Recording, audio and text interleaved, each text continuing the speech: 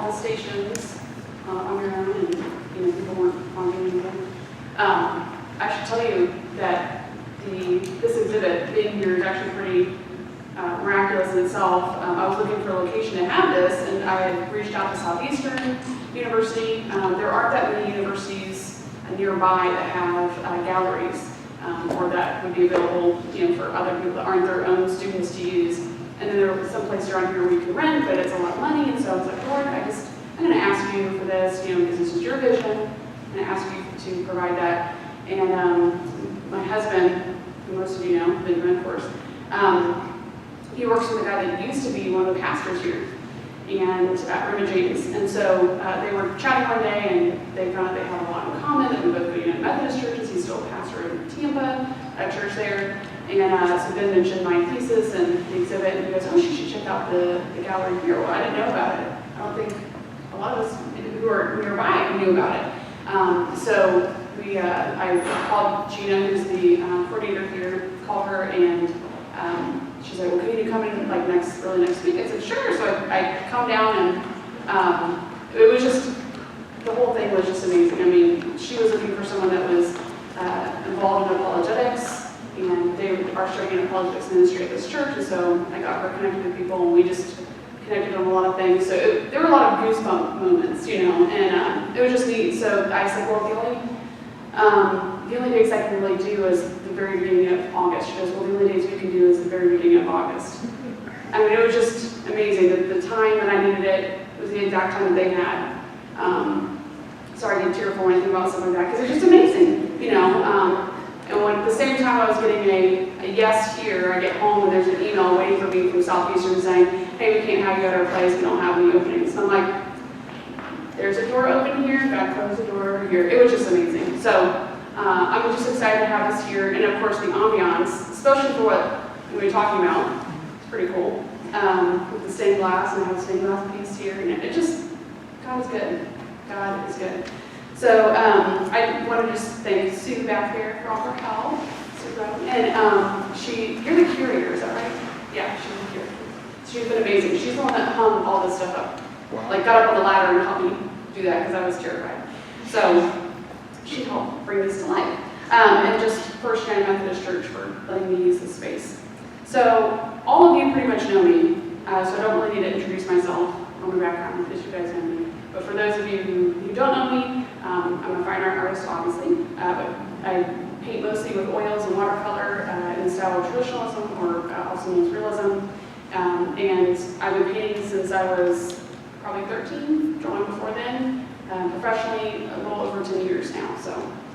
And I have a bachelor's in contemporary literary studies, and I'm doing my master's in Christian apologetics from Biola University. And so for those of you who don't know what apologetics means, it's most notably from 1 Peter 3:15, where the Apostle Peter says to always, he's saying this to Christians, that they should always be prepared to give an answer of anyone who asks of you why your hope is in Jesus Christ, and to do it with gentleness and respect. So that Greek word apologia, is that word for answer or reason, or to give a defense. So my this exhibit and the thesis that I've been working on are both the product of one experience that I had almost 13 years ago, actually, in just a few months, when I went and studied abroad at Oxford University, and I was studying English language and literature, and something that I've spoken a lot about in other things that I talk about different places. Ian's heard me talk about this, that when you go to a university town such as Oxford, you are bound to have deep philosophical and theological questions with anybody. I mean, you walk down the street, hey, you strike up a conversation, and immediately, what do you mean? What do you mean by that? Could you explain why you use that word? Let's dive into this more. Lecture halls, pubs, on the bus, going home, to where all the other people are in residency. So the people that came on the program with me, though, who were raised in Christian homes, were also asking some of these questions. They had a lot of doubts about what they believed, why they believed it, whether or not it was true. And it wasn't something that shook my faith, but it definitely woke me up to realize that I needed to understand what is it that I believe? Why do I believe it? And how does it compare to other worldviews? How does it hold up? Does it reflect reality? Does it make the most sense of reality compared to other worldviews? And so while I was there, I decided to do my short thesis, or long essay as they call it, on how morality is sometimes enforced by society, and how that can be explored through literature, and how literature can actually play a part in conveying morality and helping to shape the morals of a culture. So it got me thinking, can the arts play a part in Christian conversions? Can they influence us in our thinking, in our philosophy, and could the arts convey reasons or apologetics for belief in Jesus Christ? And have the arts ever played a part in Christian conversions? So that's where I got the idea for this exhibit, and for my thesis was from that period of my life. So this exhibit, as you all kind of realize just from taking it in and reading through the pamphlet, is that these are visual representations of my reasons for belief in Jesus Christ. And so there's only 4 right now, but eventually I'm hoping to have 10 installments. And so it'll be growing over the next year. So the thesis that I'm currently finishing is titled "The Intersection of Apologetics and the Arts, the Power of Art to Convey Truth and Change Lives." So I'll just take you through some basic components of the thesis and then open up the time for questions. Sound good? So in order to encourage Christians to incorporate the arts into their evangelism and to help people who are involved in apologetic ministries to engage people's minds and their hearts, I've been researching the role the arts have played in the rise of Christianity and documented conversions within a particular region over a period of time. So in particular, that being the United Kingdom from 350 AD through the 20th century. So, because we're still in the 21st, so that's why I cut it off at the 20th. So the parameters of my research, so conversions to Christianity in the United Kingdom, 350 AD through the 20th century. So the arts I've included in my research are the literary arts, the visual arts, and performance arts. And again, here are the questions I was asking: can and did the arts contribute to conversions and in individual testimonies? And then what apologetic reason for belief in Christ is present in such works of art? So what might have been a message that they would have received through that various art form? So literary arts, that includes drama, poetry, and prose, and I'll let you read through the rest of those, the visual arts and the performance arts. So for the purpose of today's discussion, I've just broken it out into different time periods, and basically two major periods of time. For a variety of reasons, which I'll take you through. The first period is basically the 4th century through the 15th century. So we track the rise of Christianity from its arrival in the 4th century through the fall of Rome, through the Anglo-Saxon period, the Norman conquest, and into the 15th century. So we have the Gothic period during that time, and it's the beginning of the Renaissance period as well. So in that period, we actually have a lack of biography. It's almost non-existent. The culture is predominantly oral, and although literacy is on the rise toward the end of the 15th century, alongside the invention of the printing press, we do have a little bit of biography, but it's mostly religious histories. One notable one is the Venerable Bede, as many of you may have heard in English class or in history classes, the ecclesiastical history of the English people. So we can draw some information from that, and of course archaeological evidence. So the oral culture was more dependent on and in tune with symbolism. Let me get to that point there, so you kind of have that there for yourselves if you're taking notes, because I know you know this. So, but yeah, they're more attuned to symbolism and iconography as a means of expressing meaning and philosophy and theology. So this was expressed in stonework, stained and painted glass, architecture, jewelry, poetry, plays, songs, embroidered tapestries, and even illuminated manuscripts. And I didn't put it on here, but you can kind of see this picture here. There's a mosaic. That was another form of art at that time, very popular. They would have it in their homes, sometimes alongside pagan mosaics. And so you can see that there was a beginning shift from paganism to Christianity in the UK. So while it's certainly true that the spread of Christianity cannot be entirely attributed to sincere conversions to Christianity, we do know that the arts played an important role in spreading the gospel and teaching and inspiring and giving reasons for belief in Jesus Christ. So the 16th through the 20th century,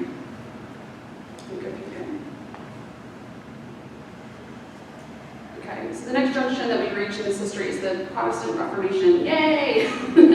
Which had significant cultural and political ramifications, and of course resulted in major changes within the Christian church. Good changes.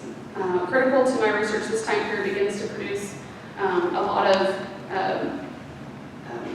literary works, of course. You know, we have the printing press now. The Bibles are starting to be in the hands of the parishioner. And we're getting to see more biography and first-person accounts. So literacy is on the rise. But we actually, because we have biographies and first-person accounts, we now can actually start to see and hear how the arts are playing a part in conversion testimonies. So it demonstrates specifically that the arts played a role in those conversions. So again, literacy is on the rise. We're continuing to shift away from an oral culture. And many Christian symbols that were important, those centuries before, were being removed from monasteries and from cathedrals and parishes. But the Bible, like I said before, the Bible is being put into the hands of the parishioners. So we can still demonstrate, though, through biography, the arts continue to have an important role in conveying truth and meaning, even in the later centuries. So my research then goes into the individual case studies of a few people. John Newton's one of them, who was impacted through hymns and poetry at a young age, and it stayed with him through his life. And then, of course, he continues to impact people today with his music. He's the writer of Amazing Grace, among other hymns. And then C.S. Lewis. Most people know who he is in this room, probably. He has I have a couple of his things up here today with the pieces. He was heavily impacted through literature, through fictional literature specifically, and through story. And he, of course, continues to impact me through his own literature. So amazing, They're impacted and they're continuing to impact. Peter Hitchens, he's famously known as the brother of Christopher Hitchens, the famous atheist who has debated, he's since deceased, Christopher Hitchens is, he debated many people. But Peter Hitchens is his brother. They were both raised atheists, but he actually encountered a painting one day and became a catalyst to him finding Jesus Christ. And then we have Charlie Mackesy, who's an artist himself, fine art artist. He's still living today. Back in the 60s or 70s, I believe it was, he was actually in a back porta potty. Sorry, John. He was in a porta potty outside at a festival, and he, in one of those grossest of places, right? And he hears the song, "Oh Happy Day," and he's just overcome by the joy and the beauty of the song, and it just leads him to God. So, and then eventually he gives his heart to Christ. So that's just a brief overview of the thesis outline, the research I've been doing. But before I wrap up the overview of my thesis, I should provide the caveat that it's very hard to define conversion. It's very rare to have a biography that is a dramatic 180-degree conversion. Those do happen, but it's very hard to track that. Oftentimes conversion can happen over a long period of time. It can happen over a shorter period of time, a couple of years or many years, as the Lord works on our hearts. So there are a variety of influences, though, that can play a part in conversions. So the inference of this research is not that placing someone in front of a painting is necessarily going to immediately cause them to consider that Jesus Christ was a real person, exists in history, and that Christianity is true, but that it can help them to see the worldview of the artist. And to borrow a phrase from C.S. Lewis, Christian artists should allow their theology, their philosophy to bubble up. I love that word. Bubble up into their work. But of course, the arts come first. The quality of the arts come first. But let that be expressed in their own individual form and in their styles that the viewers, or the listeners, or the audience can absorb the truth and help them turn their hearts and minds towards the Christian message. Further, as I briefly discussed, the arts have an ability to break through intellectual barriers and speak to deeper levels of perception. So I'll get to this in just a minute. We all have deep assumptions, and I think the arts can really kind of get underneath the radar. C.S. Lewis is most notably says something about how the arts can kind of help us to see things differently and can steal past those watchful dragons. I'm going to look out for somebody trying to convince me of this or that, right? It can steal past those watchful dragons. They can speak to our hearts at a deeper level than sometimes a philosophical book or a debate or a speech or a lecture or a sermon. So the way that our evangelical and apologetic efforts can be strengthened is through the use of the arts. So I'd like to finish this section of the presentation by briefly touching on the philosophy of how the arts can actually be a source of truth and knowledge by providing a brief quote from John Bender. He's the editor and contributing author of Contemporary Philosophy of Art.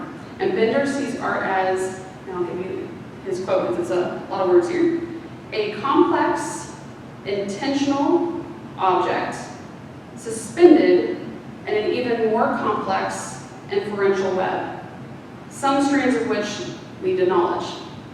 So I think what Bender provides for us here is a very interesting visual representation. I wish I had been able to give you a web to be able to visually represent this. But we all have these, we all have knowledge about something. They come from different things, history and philosophy, our experiences, we have knowledge. And so what he's saying is that the art itself may have great complexity, and it's set against a background, that cultural, philosophical, or historical background, and it forms this web of inferences. So some of these strands of the web may be meaningless, and they go nowhere. But some of them actually have intention, and some of them can actually lead to knowledge of the truth, especially for those individuals who are sufficiently thoughtful to appreciate those things. And appreciate the works and actually take the time to absorb it. And it's been at times argued that the arts deal with emotions and values and suggest perspective, but you've probably heard the art is in the eye of the beholder, things like that, or it's just subjective. What does it mean to you? It means something different to me, which just can happen. But it can be a source of knowledge. It can be a source of propositional or conceptual knowledge, and that has the ability to create worlds or situations and give us a sense of what it's like to inhabit them. So in this way, art can provide an intersection of facts and values. So you might be wondering about what kind of apologetics, what kind of reasons, because most people who understand what apologetics is, it's predominantly seen in debates or lectures, or sometimes it's just talking with people and talking about our lives and what we believe and why we believe it. So how can you do that? How can you convey it through the arts? Well, I would argue that because Christians believe that Christianity makes the most sense of reality, the art which reflects truth and reality have the capacity to convey a variety of apologetic messages. It just depends on sometimes the art form, which one's going to maybe get it across better than others, or what it is that you're trying to convey. So the conclusion of our research is that it's clear that the arts can and have played a role in conversion and in giving a reason for belief in God and Christ. So that's pretty much the overview of my thesis and some of the criteria that I've used in my research. But if you have any questions about the exhibit or about the thesis or maybe some of the ideas that were presented here, feel free to ask either now or you can ask me later.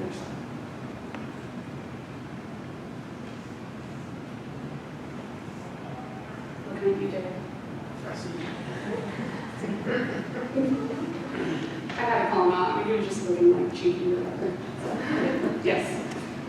Did you see, Rachel, in your research, a chicken or the egg question arise? You know, like, so we put the art out there for conversion, and yet the art is a result of conversion. Did you run across, and did you come up with any specific pieces of art that could be related to a specific conversion?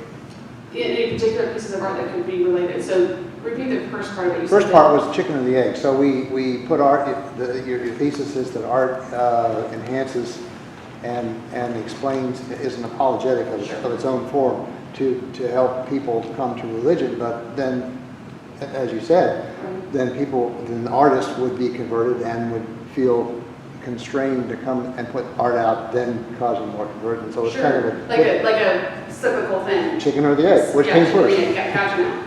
Yeah, I mean, it definitely happened with C.S. Lewis. I mean, he engaged with the arts. George MacDonald's works, Fantastes, other works that weren't necessarily created by people who professed to be Christians, but that it helped to convince him of things like objective truth. And he had all these ideas about, which he's talked about before, and I have one of his quotes up here about justice, and he has this idea about this isn't fair, this isn't right, but where had he got that idea? And in order for something to be right, there has to be wrong. There has to be an objective truth. It can't be just, it's my preference, this is my truth. There has to be a source, an objective source out there. So he's one example, and he's definitely influenced people with his own writing. And so I'd say he'd be an example.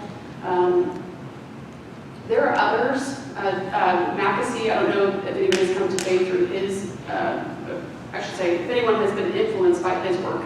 He's a Christian painter. I should say he's a painter who is a Christian. Let me specify those two things, because this is something that I've been researching and writing about in my thesis as well, which is that the idea that Christians believe that we're all humans, not just Christians, are made in the image of God. And therefore we all have the same communicable attributes that God has given us. There are communicable attributes from God and there are non-communicable attributes from God. And one of them is our ability to be able to create and imagine. And so no matter if you're a Christian or not, you have that capacity, you have that ability to do that. And there are many people who are not Christians who create work all the time that speak to reality, to truth. If we believe that all truth is in God, that God is the truth, that it's in Him, then all truth is God's truth. So, we can still access reality and know things. And one of the things over here, in essence, we're talking about how can we all share a knowledge of this, that's a Granny Smith apple. Well, there has to be something outside of us that says, okay, we all know that this is a podium. This is a laptop. We all know these things, but we don't share the same mind. So it has to be outside of us. So the existence of God, that we have these capacities, it goes beyond just being Christian or not Christian. And so God can use those as well, paintings or plays or movies that are not created by people who profess to be Christians. And again, and I would kind of come back to the point of it's hard to determine what's Christian art. You might say like religious art, Madonna and Child, or depicting scenes from the Bible. That's definitely Christian or like religious art, so to speak. But some of it wasn't produced by Christians. Some of it was commissioned by people who were Christians, but the painter wasn't. That kind of example. Or sometimes there are bands out there who are producing great music. Half of them are Christians and half of them aren't. So it's hard to determine that, but there's definitely indication once we have biography and autobiography that people have been influenced by the arts, whether or not the person who created the art was a Christian or not. So, does that kind of help answer a little bit? Thank you. So you mentioned performance art. Yes. Can you give some examples? We do. I haven't done a lot of research in that area just because there's so many different art forms. But we do have the morality plays in the medieval Anglo-Saxon period. They start to change a little bit closer towards, I want to say, the 14th, I think it's the 14th or 15th century. I'm looking at Ben because he's also my reader too. He's helped me read stuff and retain things. But yeah, we have morality plays that would have been performed, and they would have sometimes taken weeks. And there would have been different installments and been done in the open areas and for people to be able to listen to and engage with. So that's one thing that we have. It's not in my research, but I definitely know that, and you've been to some of them too, the C.S. Lewis plays that have gone on in the United States and elsewhere have made an impact. And they love getting the reports from the Fellowship of, is it Fellowship of Performing Arts, I think is what it's called, where they talk about people who are coming to faith in Christ because of the plays that they're putting on in different places. So I hope to continue my research into different countries and different time periods, and that'll definitely be something that's included. So, but it's not in my thesis right now. So. I have a question, Yes. and it has to do with your painting. Okay. What does the red ribbon represent? Good question, and I'm happy to answer that. That represents God's thread of salvation. So the Bible has God's thread of salvation woven throughout it. And so when we meet the person of Jesus Christ, prophecies talk about him. The whole Old Testament is getting ready for Jesus Christ, and so that is what that red thread represents. And so it represents how God brought his thread of salvation into my story and brought me into his.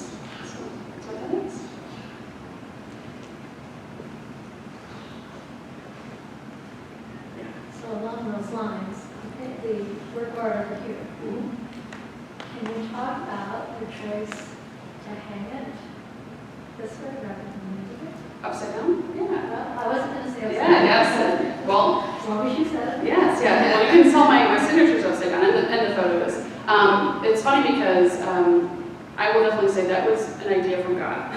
Because I was just going to hang it up there like normal, and I go, well, wait a second, this whole piece is about objective truth. And so how do we know that something's upside down? Because we know what right side up looks like. We have an understanding of truth based off of the knowledge, right, and things that we get from experience as well. So that's why I think that upside down. It was kind of to further push that point of, we understand what straight is like because we understand what crooked looks like, or we know that this is a particular type of gray value because we know what black and white look like. So.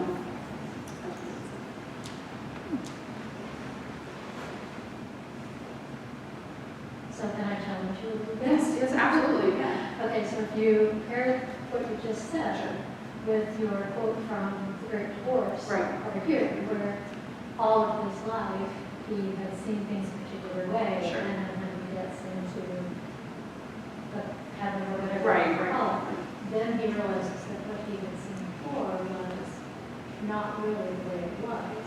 So, Compared well, to in that one, he was also talking about like what seemed real to him, and he's talking also about that with before, which that he's talking about here, that they're like ghosts, but then he realizes that place is more real than this, and so it's in a way talking about these things, these abstract entities that we think about, like mathematics or words, and how those things are still real, but yet they're not sense perceptible. We can't taste them, we can't hear them, we can't touch them usually. And so like our thoughts are things that are here, we can't see them. You can write them down, and now it becomes a physical thing, but just because I'm not necessarily conceptualizing 2 + 2 = 4 doesn't mean that it stops existing.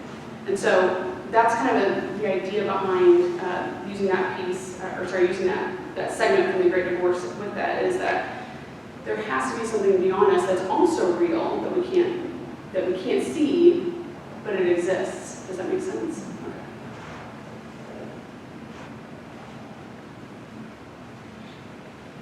Anything else? And you can feel free to we can talk one-on-one later as well. So good questions. What are the veils for? It's more just to section it off and kind of create a sacred space for the viewer. So.